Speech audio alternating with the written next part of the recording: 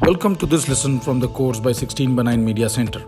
In this lesson, we are going to learn important tools used for color correction or color grading. We are going to learn all about video scopes in this lesson. Video scopes allow us to properly evaluate the luminance or brightness of the image and the chrominance or color of that image. There are different video scopes. Let us start with histogram. Histogram is essentially a bar graph that displays luminance. The brightness level of the image are displayed along the x-axis with 0 representing pure black and 255 for pure white. The y-axis shows the number of pixels at each brightness value that the image contains. There is no right or wrong histogram. Second video scope is waveform. The waveform monitor is the most commonly used scope.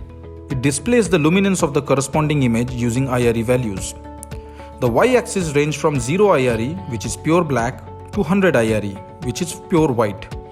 And anything above 100 is considered super white and is not broadcast safe.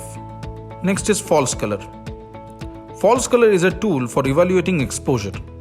With false color, distinct color values are assigned to specific IRE ranges, allowing you to see every luminance value in the image at a glance.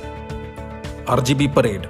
RGB parade is essentially a waveform, but instead of viewing luminance, we are measuring saturation from 0 to 100 of the red, green and blue channels. That means we are measuring the color of the image. Each section of color represents the whole image from the left to right.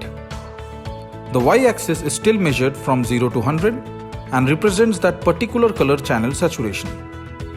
For a well-balanced image, each of the three colors should be roughly equal. Vector scope.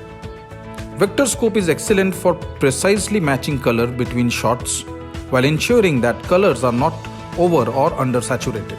In the next lesson, we will learn how to use these scopes. Happy learning.